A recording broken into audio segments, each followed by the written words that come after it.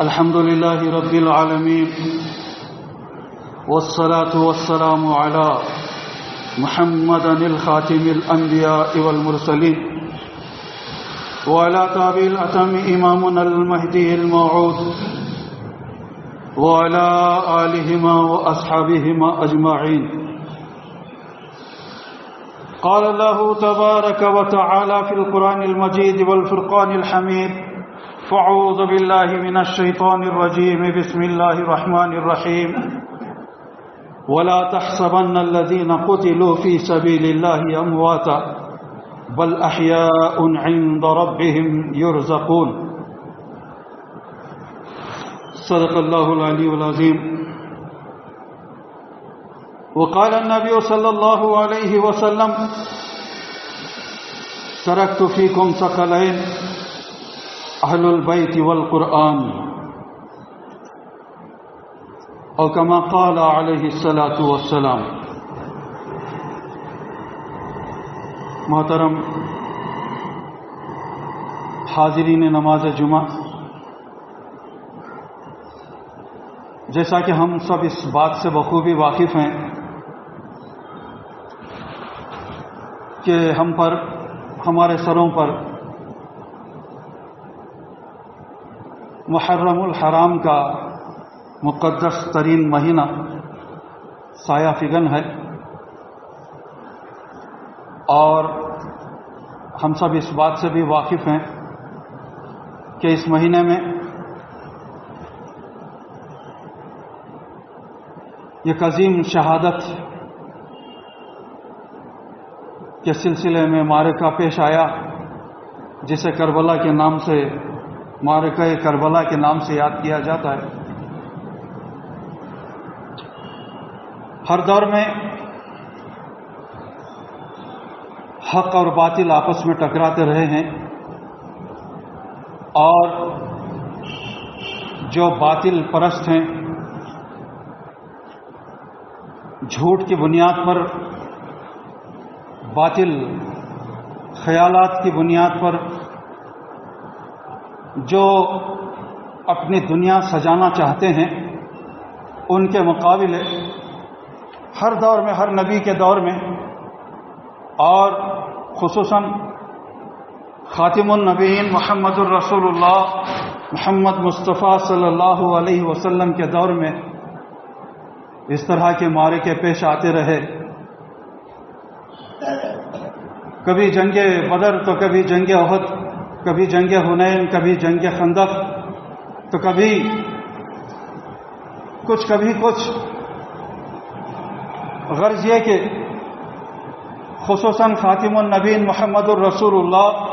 صلی اللہ علیہ وسلم کو کبھی چین اور آرام سے رہنے کا موقع نہیں ملا. اللہ کے کلمے کو بلند کرنے کے لیے، اور جیسا کہ خود اللہ تعالی خاتم النبیین محمد الرسول اللہ صلی اللہ علیہ وسلم کی بعثت کے سلسلے میں بتایا: لیظہرہ علی الدین کلہ، کہ ہم نے تمہیں مبعوث کیا ہے تاکہ سارے عالم کے ادیان پر، دینوں پر دین اسلام کو غالب کر لوں. لہذا اس کے لیے بڑی تکلیفیں اٹھائیں، بڑی صعوبتیں برداشت کی، بہت ساری قربانیاں دیں، اور یہاں تک کہ خاتم النبیین محمد الرسول اللہ صلی اللہ علیہ وسلم جس مقام پر پیدا ہوئے، یعنی مکہ میں پیدا ہوئے، اور وہیں پر آپ کو نبوت کے منصب پر اللہ تعالی مبعوث کیا، نبوت کے اعلان کا حکم دیا،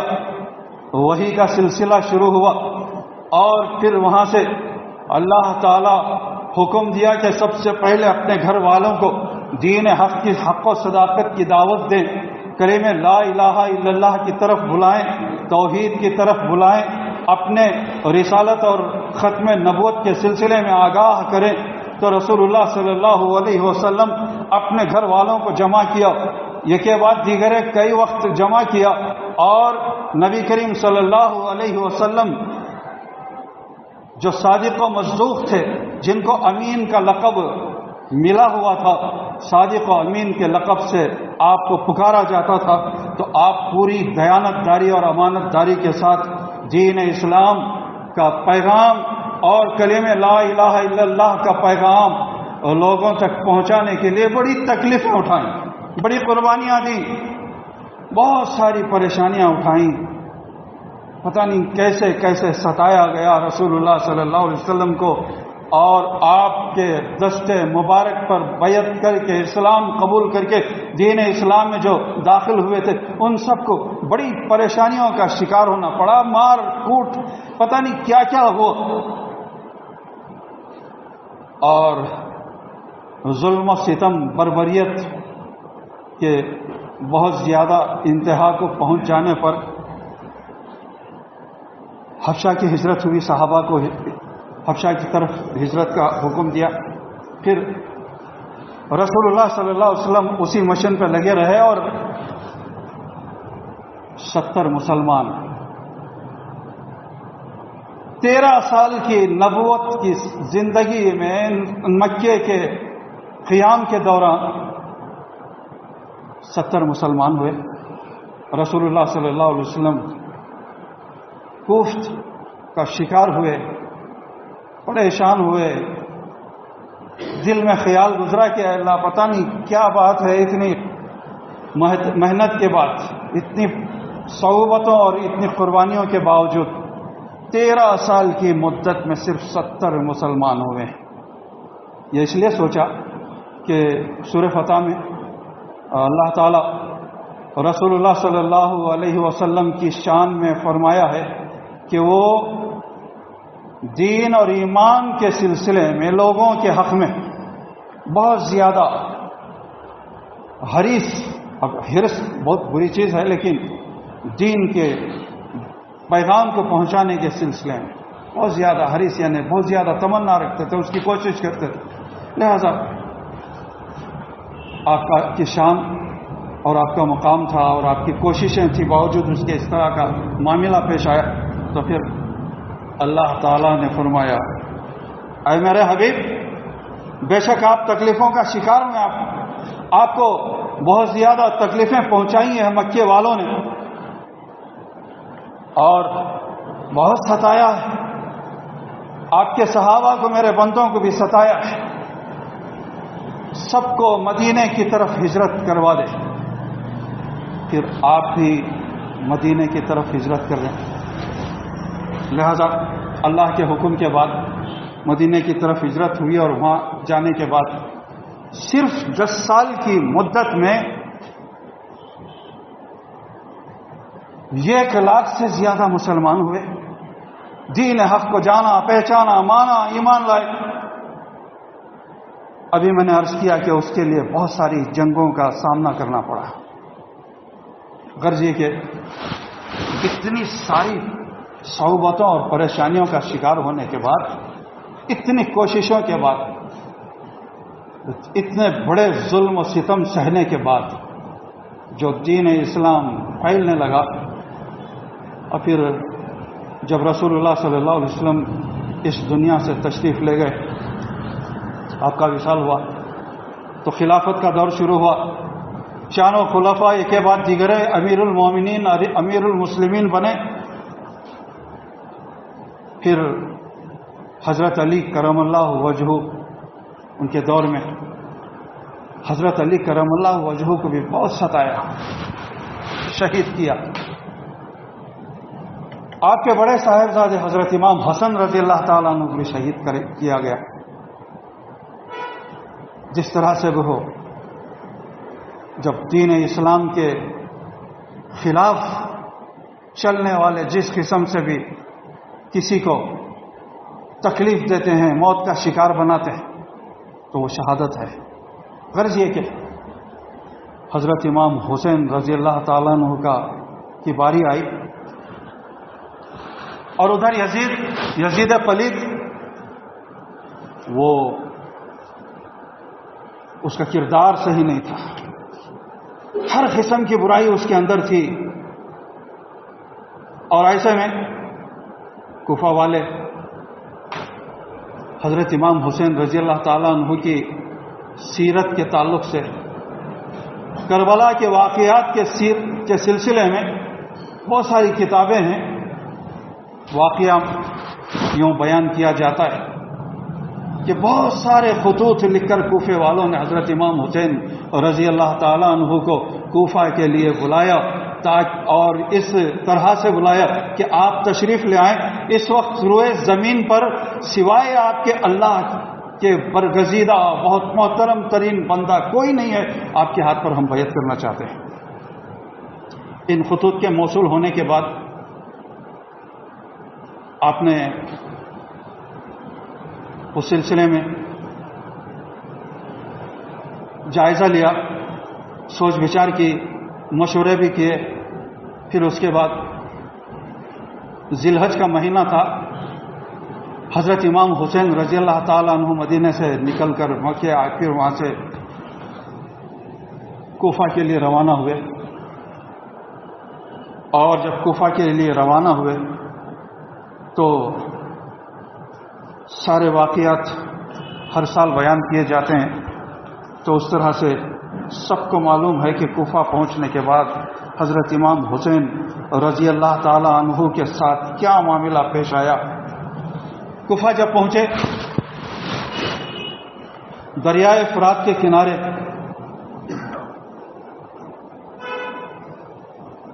آپ کا لشکر جو 72 نفوس پر مشتمل تھا، حسینی لشکر صرف اور صرف 72 نفوس پر مبنی تھا. 72 نفوس تھے. ان 72 نفوس کو، لوگوں کو لے کر، اپنے گھر بار کو لے کر، اپنے ساتھیوں کو لے کر دریائے فرات کے کنارے آپ قیام کیا. یزیدیوں نے جب دیکھا تو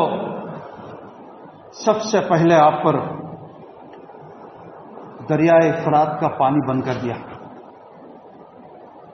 اور اس طرح سے معاملہ جنگ کی طرف بڑھنے لگا. اور حضرت امام حسین رضی اللہ تعالی عنہ جنگ سے پہلے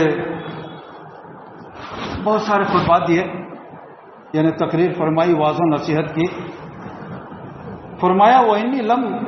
أَخْرِجُ أَسْرِي وَلَا بَطَرَ وَلَا مُفْسِدَ وَلَا ظُلْمًا وَإِنَّمَا خَرَجْتُ لِطَلَبِ الْإِصْلَاحِ فِي أُمَّةِ جَدِّي أُرِيدُ إِنْ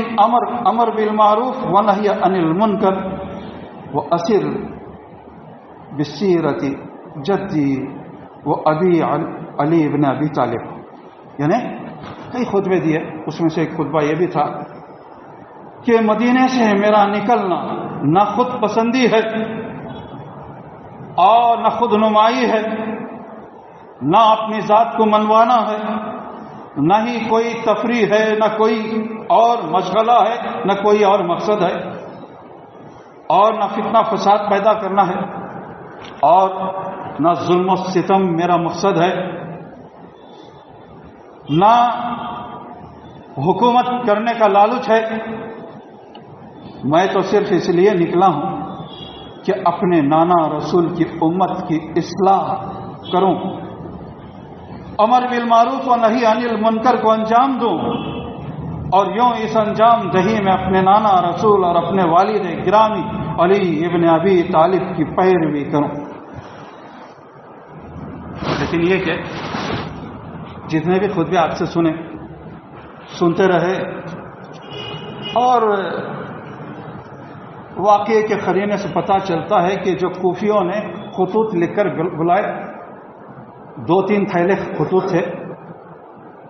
خطوط بھی بتائے کہ آپ لوگوں نے خطوط لکھ کے بلایا اور آپ لوگوں کے بلاوے پر آیا ہوں. کئی طرح سے حقیقت کو بتانے کی کوشش کی، اور واقعے کے قرینے سے پتہ چلتا ہے کہ جو یزیدی تھے اس میں حضرت امام حسین اور آپ کے گھر والوں کے تعلق سے اپنے اندر کچھ نرمی اور محبت کا جذبہ بھی رکھتے تھے. یعنی یہ کہ دل حضرت امام حسین رضی اللہ تعالیٰ عنہ کے ساتھ تھا اور تلواریں یزید کے ساتھ تھیں. غرض یہ کہ معاملہ آگے بڑھتا گیا اور یزیدی لشکر جب حملہ آور ہوا تو 72 نفوس جو تھے ان میں سے جتنے نوجوان تھے کہ بعد دیگرے کلمہ لا الہ الا اللہ کی سر بلندی کے لیے حضرت امام حسین رضی اللہ تعالیٰ عنہ کے ساتھ یزیدیوں کے مقابلے سینہ سپر ہو کر کھڑے ہوئے کے بعد لڑتے رہے اور جام شہادت نوش کرتے رہے. بلاخر 10 محرم کا موقع تھا. اس سے پہلے جتنی شہادتیں ہوئی سب شہید ہو گئے تھے، بچے عورتیں رہ گئے تھے، اور حضرت امام حسین رضی اللہ تعالیٰ عنہ ابھی آپ بقید حیات تھے.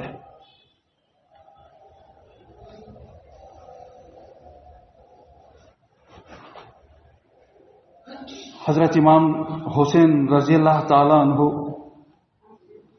کے لاڈلے معصوم علی اصغر پیاس سے نڈھال ہو کر آپ کی زبان مبارک باہر پڑی ہوئی تھی. ماں کی مامتا تڑپ اٹھی اور کہنے لگی کہ اس قافلے میں یزیدیوں کی اس لشکر میں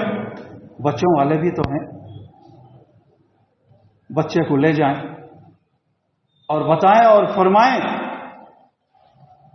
کہ کم سے کم اس معصوم کے حلق میں 2 پانی کے بوند ٹپکا دیں. حضرت امام حسین رضی اللہ تعالیٰ عنہ معصوم علی اصغر کو لے کر یزیدی فوج کے قریب پہنچے اور بلند آواز سے فرمایا، آپ لوگوں کو میری ضرورت ہے، اس کے لیے میں تو حاضر ہوں. اللہ کی ہر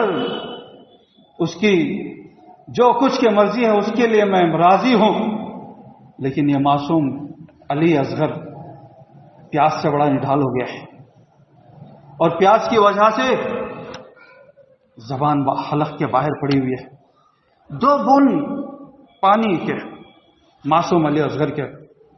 دہن میں منہ میں ٹپکا رہے. اتنا ابھی بات پوری نہیں ہوئی تھی کہ ادھر سے حرملہ بن کاہل نے تیر چلایا اور وہ تیر آ کر سیدھے معصوم علی اصغر کے حلق میں پیوست ہوا اور ادھر سے نکلتے ہوئے حضرت امام حسین رضی اللہ تعالیٰ عنہ کے بازو میں جا کر اٹک گیا. اتنا ظلم و ستم سہنے کے باوجود بھی حضرت امام حسین رضی اللہ تعالیٰ عنہ پوری طرح سے ڈٹے ہوئے تھے اور حضرت امام حسین رضی اللہ تعالیٰ عنہ جب 10ویں محرم کی شب تھی اس وقت وہ رات یعنی 9 محرم کا دن ڈھلنے کے بعد 10ویں محرم کی شب پوری طرح سے اللہ کی عبادت میں مصروف رہے، ذکر و اذکار کرتے رہے اور اللہ کا ذکر کرتے رہے، اس کی کبریائی بیان کرتے رہے، ڈھیر ساری دعائیں کرتے رہے. جو شہید ہو گئے تھے ان کی شہادت کی قبولیت کے لیے اللہ سے دعائیں کرتے رہے اور اللہ کے کلمے کو بلند کرنے کے سلسلے میں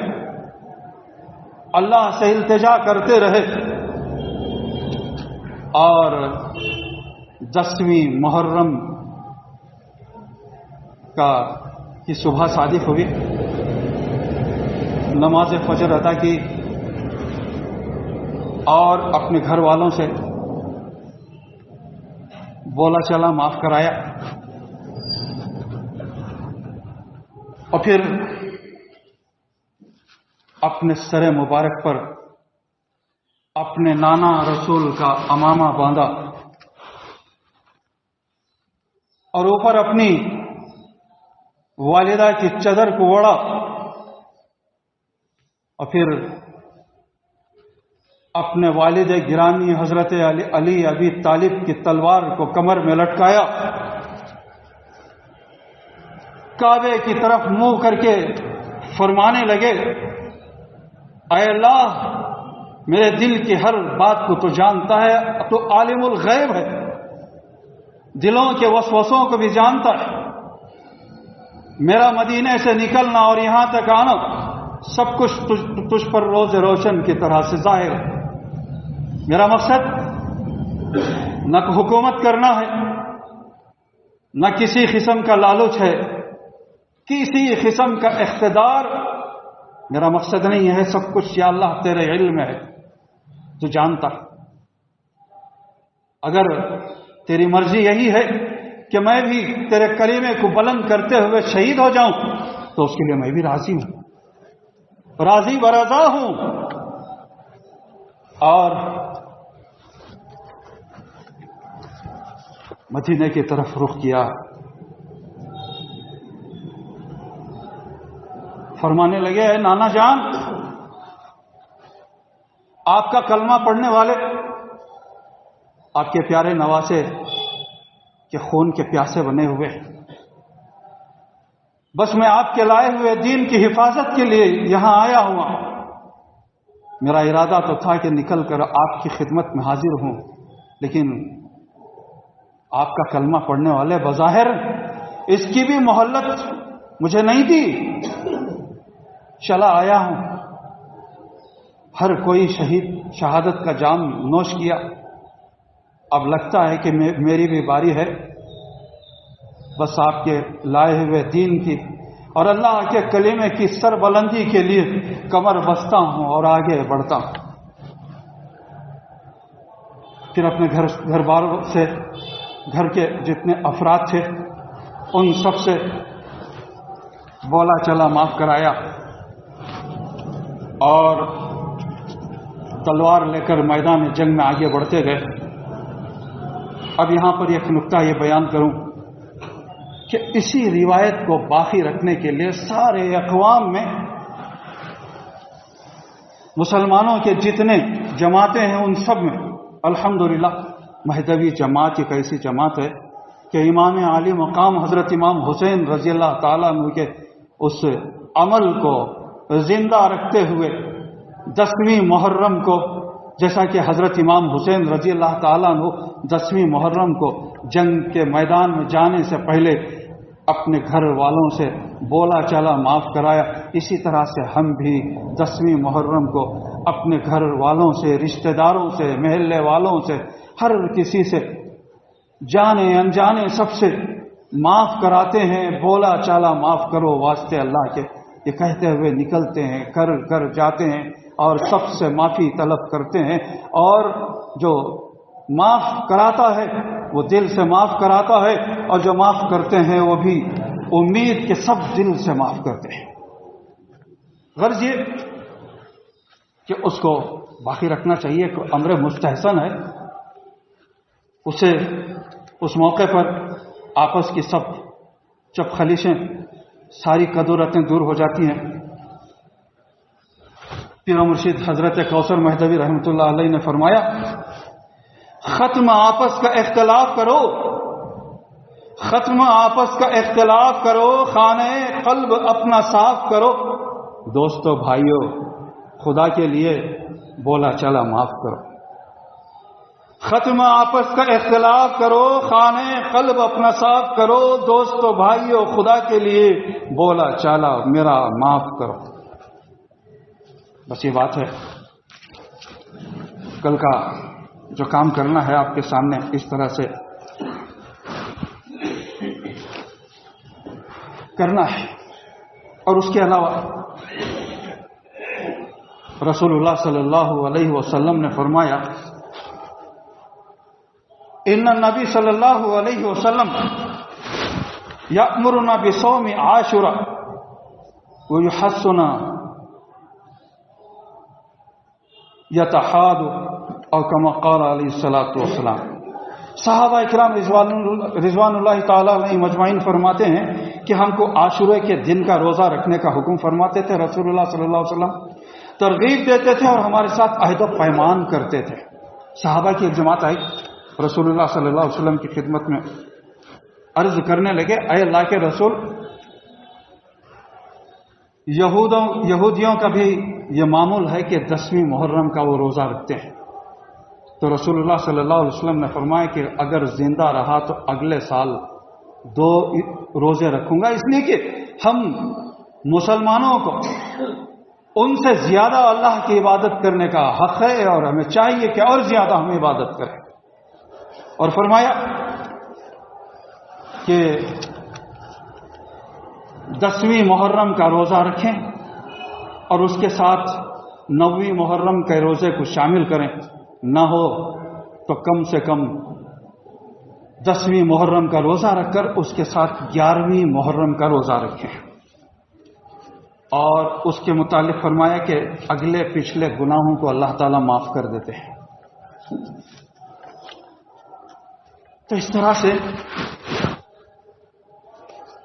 دین اسلام اللہ کے کلمے کو بلند کرنے کی تعلیم دیتا ہے اور ہمیشہ حق و صداقت پر چلنے کا پیغام دیتا ہے۔ جیسا کہ اپنی گفتگو کے پہلے آیت کریمہ تلاوت کرنے کی سعادت حاصل کی، اس میں اللہ تعالیٰ فرماتا ہے وَلَا تَحْسَبَنَّ الَّذِينَ قُتِلُوا فِي سَبِيلِ اللَّهِ أَمْوَاتًا بَلْ أَحْيَاءٌ عِندَ رَبِّهِمْ يُرْزَقُونَ۔ یہ آل عمران کی آیت ہے۔ ان لوگوں کے متعلق گمان بھی نہ کرنا جو کہ اللہ کے راستے میں قتل ہو گئے، ان کے متعلق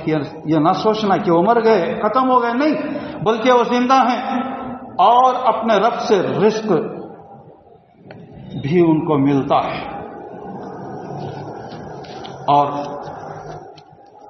اس طرح سے سورہ بقرہ میں بھی اللہ تعالیٰ نے فرمایا وَلَا تَقُولُوا لِمَنْ يُقْتَلُ فِي سَبِيلِ اللَّهِ أَمْوَاتٌ بَلْ أَحْيَاءٌ وَلَٰكِن لَّا تَشْعُرُونَ، یعنی جو اللہ کی راہ میں مارے جاتے ہیں ان کو مردہ نہ کہو، وہ زندہ وَلَا تَشْعُرُونَ، ان کی زندگی کس طرح سے باقی ہے یہ تم اسے سمجھ نہیں سکتے، اللہ تعالیٰ نے فرمایا۔ اور یہ حدیث، ایک زبردست ترین حدیث بھی سنانے کی سعادت حاصل کی، تھوڑی سی اس کی بھی تفہیم کروں کہ رسول اللہ صلی اللہ علیہ وسلم نے فرمایا ترکت فیکم ثقلین اہل البیت والقرآن، میں تمہارے درمیان 2 وزنی چیزیں چھوڑے جا رہا ہوں، اہل البیت میرے گھر والے اور قرآن تمہارے درمیان چھوڑے جا رہا ہوں۔ تو مطلب یہ کہ اگر کامیابی کا راز ہے، اگر ہم کامیاب زندگی چاہتے ہیں،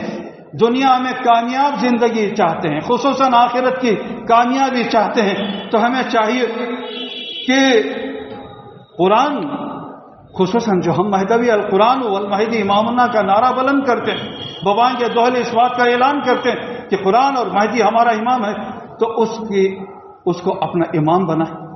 اور اس کی اقتداء میں، اس کی اتباع میں ہم اپنی زندگی کو ڈالنے کی کوشش کریں۔ اور اہل بیت رسول اللہ صلی اللہ علیہ وسلم نے فرمایا کہ وزنی چیزیں 2، یہ گھر والے، میرے گھر والے اور قرآن کو تمہارے درمیان چھوڑے جا رہا۔ رسول اللہ صلی اللہ علیہ وسلم بڑا ٹیکنیکل لفظ فرمایا، یہ نہیں فرمایا کہ ترکت فیکم ثمنین، یعنی تمہارے درمیان قیمتی چیزیں چھوڑے جا رہا ہوں، نہیں، قیمت بڑھتی اور گھٹتی ہے، قیمت کا کوئی اعتبار نہیں، کبھی بڑھ جائے گی کبھی گھٹ جائے گی، وزن اپنی جگہ برقرار رہتا ہے، پوری طرح سے مستحکم ہوتا ہے، جمع رہتا ہے۔ اس کے لیے رسول اللہ صلی اللہ علیہ وسلم نے فرمایا کہ ترکت فیکم ثقلین، ثقل وزن کو کہتے ہیں، ثمن قیمت کو کہتے ہیں، ثمن باقی رہے گی اور ثقل باقی رہے گی اور ثمن کبھی بڑھتی اور گھٹتی رہے گی۔ تب ہمیں چاہیے کہ جو وزنی چیز ہے، جسے اللہ کے رسول صلی اللہ علیہ وسلم ہماری زندگیوں کے لیے جو اصول بتایا، وہ اہل البیت رسول اللہ علیہ وسلم کے گھر والے اور پھر قرآن کو ہمارے درمیان چھوڑے اور فرمائے کہ اس کو پکڑو، تھامے رہو، مضبوطی سے تھامے رہو۔ صحابہ کرام رضوان اللہ تعالی علیہم اجمعین جب رسول اللہ صلی اللہ علیہ وسلم کی دم واپسی تھی، زار و خطار ہونے لگے، ہچکیاں بن گئی تھیں، رسول اللہ صلی اللہ علیہ وسلم نے پوچھا کہ کون رو رہا ہے؟ جو قریب تھے اس صحابہ نے کہا کہ آپ کے فلاں فلاں فلاں صحابہ زاری کر رہے ہیں، رو رہے ہیں۔ پوچھا کہ کیوں رو رہے ہیں؟ بتایا گیا کہ اللہ کے رسول آپ جب تک دنیا میں تشریف فرما تھے، اللہ تعالیٰ انسان سے ہم کلام ہوتا تھا، کلام کرتا تھا، بات کرتا تھا، وہی نازل ہوتی تھی، جبرائیل آتے تھے، اللہ کا کلام نازل ہوتا تھا، آپ دنیا میں سے تشریف لے چلے گئے، تو پھر ہماری رہنمائی کرنے والا کون ہے؟ ہمیں سیدھے سچے راستے پر چلانے والا کون ہے؟ ہمیں سچائی کی ہدایت دینے والا کون ہے؟ تو ان لوگوں کو قریب بلایا، ان صحابہ کو جو جاری کر رہے تھے، پھر جمع کر کے فرمایا اس کی کوئی ضرورت نہیں ہے، جاری کرنے کی، رونے کی ضرورت نہیں، اس لیے کہ ترکت فیکم ثقلین، تمہارے درمیان دو وزنی چیزیں چھوڑے جا رہا، اہل البیت والقرآن، قرآن کو مضبوطی سے تھامے رکھو، اسے سمجھ کر پڑھو، تلاوت کرو، اس پر عمل کرو، اس میں تمہاری نجات ہے، تمہارے لیے ہدایت ہے، اور میرے اہل بیت ہیں وہ بھی تمہارے لیے نمونہ ہے۔ لہذا حضرت امام حسین رضی اللہ تعالیٰ عنہ مکمل رسول اللہ صلی اللہ علیہ وسلم کی سیرت کی تفسیر بن کر دنیا میں تشریف فرما تھے۔ تو اس طرح سے بہت سارے واقعات ہیں۔ رسول اللہ صلی اللہ علیہ وسلم نے فرمایا حضرت امام حسین رضی اللہ تعالیٰ عنہ سے کے متعلق کہ الحسین منی وانا من حسین، بہت سارے اس قسم کے واقعات ہیں۔ اور ایک موقع پر اپنے ساتھ اہل بیت کو جمع کر کے بتایا کہ یہ اہل بیت ہیں، حضرت علی کرم اللہ وجہ، حضرت بی بی فاطمۃ الزہرا خاتون جنت، حضرت امام حسن و حسین، اور خود فرمایا کہ ہم اہل بیت ہیں، یہ میرے اہل بیت ہیں، اور آسمانوں کی طرف سر اٹھایا اور فرمایا کہ اے اللہ یہ میرے اہل بیت ہیں، میں ان سے محبت کرتا ہوں، تو بھی محبت کرنا۔ تو اہل بیت سے محبت جو کرتا ہے وہ رسول اللہ صلی اللہ علیہ وسلم سے محبت کرتا ہے، اور جو رسول اللہ صلی اللہ علیہ وسلم سے محبت رکھتا ہے اس کے دل میں اللہ کی بھی محبت ہوتی ہے، اس کی اطاعت کا جذبہ ہوتا ہے۔ تو اس طرح سے حضرت امام حسین رضی اللہ تعالیٰ عنہ کی جو شہادت پیش آئی، تو کہنے والوں نے بڑا خوب کہا ہے کہ زندہ ہو جاتے ہیں جو مرتے ہیں حق کے نام پر، اللہ اللہ موت نے کس کو مسیحا کر دیا۔ اور کسی نے کہا ہے آج ہر لب پہ آ رہے ہیں حسین، سارے عالم پہ چھا رہے ہیں حسین۔ بہت سارے اس طرح سے کہنے والوں نے کہا ہے، اور آپ کی منقبت میں بہت سارے اس قسم کے اشعار لکھنے والے لکھے ہیں۔ اور کسی نے کہا ہے کہ جب انسان حق و صداقت کے ذریعے سے پوری طرح سے اللہ کے کلمے کو بلند کرنے کے لیے اپنی شہادت کا جام نوش کرنے کے لیے تیار ہوتا ہے، اپنے آپ کو، اپنے گھر والوں کو، اپنے مال اور دولت کو اور ہر چیز کو قربان ہونے کے لیے اپنے آپ کو تیار کر لیتا ہے، اللہ کے لیے اپنے آپ کو پیش کر دیتا ہے۔ کسی نے کہا کہ گھٹے تو فقط مشت خاک ہے انسان، بڑھے تو وسعت کونین میں سما نہ سکے۔ گھٹے تو فقط مشت خاک ہے انسان۔ یزید اتنا گھٹ گیا، اتنا اس کا کردار گر گیا، انسانیت بھی ختم ہو گئی، پوری طرح سے وہ ظالم بن کر مسلط ہوا۔ حضرت امام حسین رضی اللہ تعالیٰ عنہ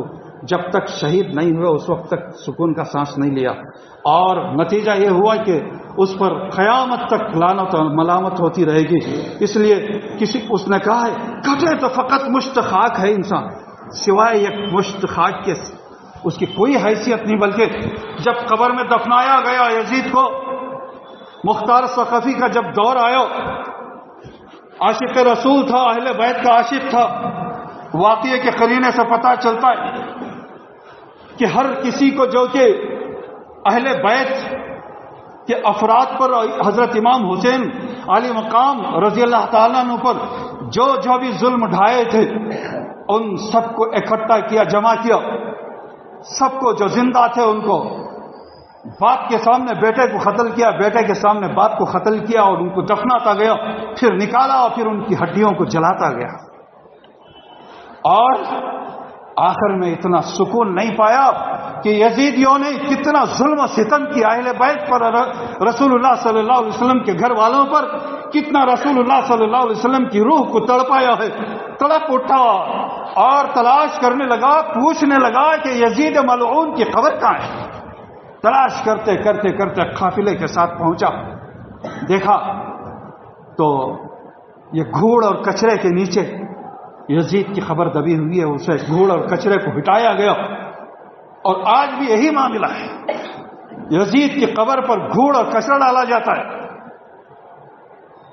اور اس قبر پر سے گھوڑ اور کچرے کو نکالا، ہٹایا گیا، اور قبر کو کھود کر مختار ثقفی کا مقصد یہ تھا کہ اس ملعون کی لعنتی کی یزید کی ہڈیوں کو بھی نکال کر جلایا جائے۔ واقعے کے قرینے سے پتہ چلتا ہے کہ جب یزید کی قبر کھودی گئی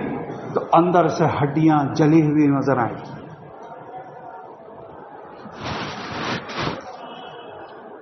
تو اس طرح سے جب تک انسان نیک اعمال نہیں کرتا، ایمان لا کر عمل صالح نہیں کرتا، نقصان اور خسارے کا شکار رہتا ہے، اور پھر اس قسم کی زیادتی کرتا ہے، تو چاہے وہ جتنا بھی نیک کام کرے، اس کے اندر اگر فساد ہے تو وہ پھر شرارت ہے تو پھر وہ گنہگار ہوتا ہے۔ تو اسی طرح سے بہت سارے جو یزیدی تھے، حالانکہ اللہ کے رسول صلی اللہ علیہ وسلم کا کلمہ پڑھتے تھے، لیکن اللہ کے رسول صلی اللہ علیہ وسلم جو اپنے نانا ہونے کی حیثیت سے جس نواسے کی گردن پر پتہ نہیں دن میں کتنی مرتبہ بوسہ دیتے تھے، اسی گردن کو یزید اور یزیدیوں نے ختم کر دیا، تلوار چلا دی۔ وہ یہ سوچ رہے تھے کہ بڑا نیکی کا کام ہے، حقیقت یہ کہ بہت بڑا گناہ کا کام تھا۔ کسی نے کہا ہے، اے کربلا کی خاک، اس احسان کو نہ بھول،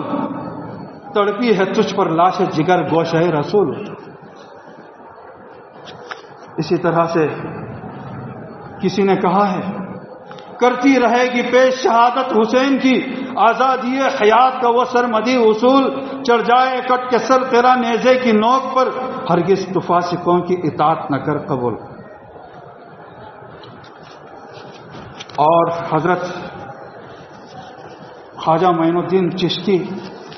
رحمت اللہ علیہ نے بہت خوب فرمایا ہے، کہا ہے، شاہ است حسین، بادشاہ است حسین، دین است حسین، دین پناہ است حسین، سرداد نداد دست در دست یزید، حقا کے بنا لا الہ است حسین۔ یعنی یہ کہ بادشاہ بھی حسین ہیں، شاہ بھی حسین ہیں، بادشاہ بھی حسین ہیں، دین بھی حسین ہیں، دین کو پناہ جو ملتی ہے وہ بھی حسین ہیں۔ ان کی شان یہ ہے کہ سرداد نداد دست در دست یزید، باطل پرست یزید کے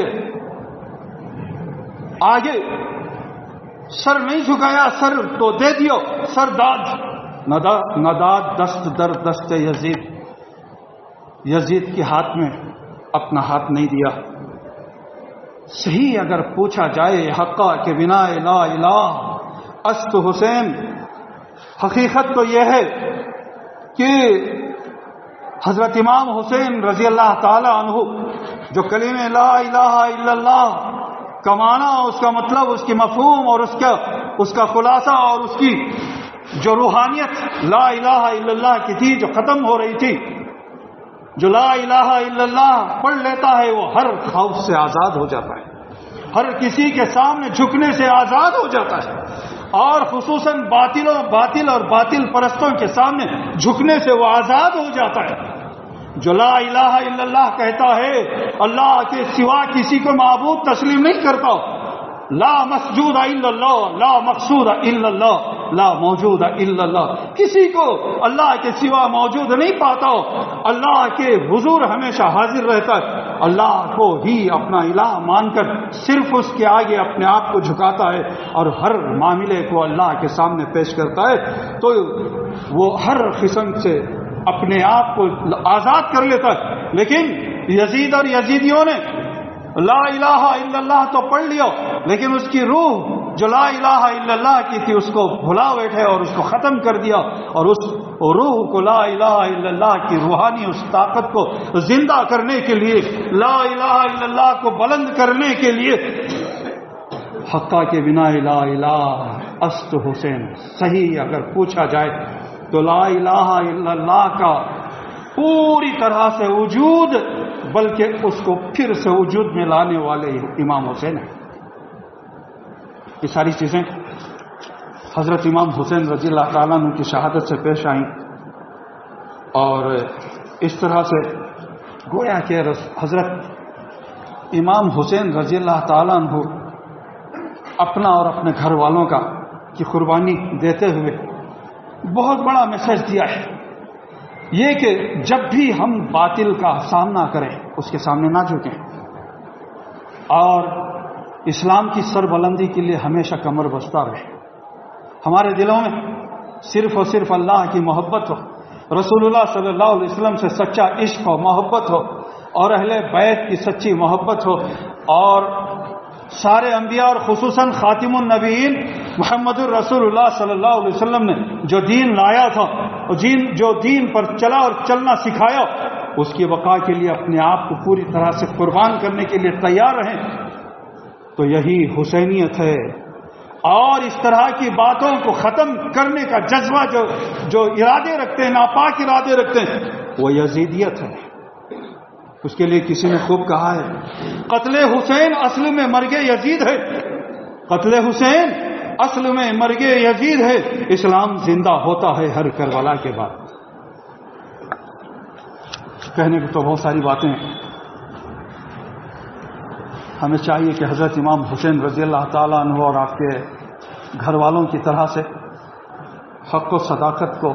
ہمیشہ پیش نظر رکھ کر حق و صداقت کا ساتھ دیں, حق و صداقت پر خود قائم رہیں, اور امر بالمعروف پر خود چلتے رہیں, اور اوامر کا حکم دیں, نواہی سے خود بچیں اور دوسروں کو بھی اس سے بچانے کی کوشش کریں. یہی امت محمدیہ صلی اللہ علیہ وسلم کی ذمہ داری ہے. خود اللہ تعالیٰ نے فرمایا کنتم خیر امت اخرجت للناس تأمرون بالمعروف وتنہون عن المنکر, تم بہترین امت ہو, تمہیں پیدا کیا گیا, بنایا گیا تاکہ تم اللہ کے حکم کو منوائیں, امر بالمعروف کا حکم دیں, اس پر خود چلیں, اور نہی عن المنکر, اور منکرات سے خود کو بچائیں اور لوگوں کو بھی اس سے منع کریں. تو اللہ تعالیٰ سے دعا کیجیے, میں بھی دعا کرتا ہوں کہ اللہ تعالیٰ مجھے اور آپ سب کو کہنے اور سننے سے زیادہ عمل کی توفیق عطا فرمائے, اور حضرت امام حسین رضی اللہ تعالیٰ عنہ کی طرح سے ہم بھی باطل کے سامنے جھکنے سے ہماری حفاظت فرمائے, اور سچائی کو اختیار کرنے, سچائی پر چلنے, اور حق و صداقت کو اختیار کرنے اور حق و صداقت کا ساتھ دینے کے لیے جذبہ, اس کا شوق اللہ تعالیٰ ہمیں عطا فرمائے, اور اللہ تعالیٰ ہمیں سچا پکا موحد بنائے, سچا پکا قرآنی بنائے, سچا پکا محمدی بنائے, سچا پکا مہدوی بنائے, اور اللہ تعالیٰ ہمیں سچا پکا حسینی بنائے. اور آخر میں یہ فقیر بھی اس طرح سے عرض کرتا ہے کہ دل میں ختم النبی رسول انعام رکھتے ہیں, دل میں ختم النبی رسول انعام رکھتے ہیں, اور مہدی برحق امام ہمام رکھتے ہیں, ہم ابو بکر عمر عثمان علی و حسین والے ہیں. ہم ابو بکر عمر عثمان علی و حسین والے ہیں. ہم محمود و خنمیر نعمت نظام و دلاور رکھتے ہیں. دل میں ختم النبی رسول انعام رکھتے ہیں اور مہدی برحق امام ہمام رکھتے ہیں. ہم ابو بکر عمر عثمان علی و حسین والے ہیں. ہم محمود و خنمیر نعمت نظام و دلاور رکھتے ہیں. اللہ تعالی ہم سب کو رسول و مہدی علیہ السلام کی سیرت پر چلنے کی توفیق عطا فرمائے اور صحابہ رسول رضوان اللہ تعالی علیہم اجمعین کی حیات طیبہ کے مطابق زندگی بسر کرنے کی توفیق عطا فرمائے اور حضرت مہدی موعود علیہ السلام کے صحابہ کی سیرت کے مطابق اپنی زندگیوں کو ڈھالنے کی اللہ تعالیٰ توفیق عطا فرمائے اور ہمیں حضرت امام حسین رضی اللہ تعالیٰ عنہ کی سیرت کو اختیار کرتے ہوئے حق و صداقت کا علم بلند کرنے والا بنائے. آمین. و آخر دعوانا ان الحمد للہ رب العالمین.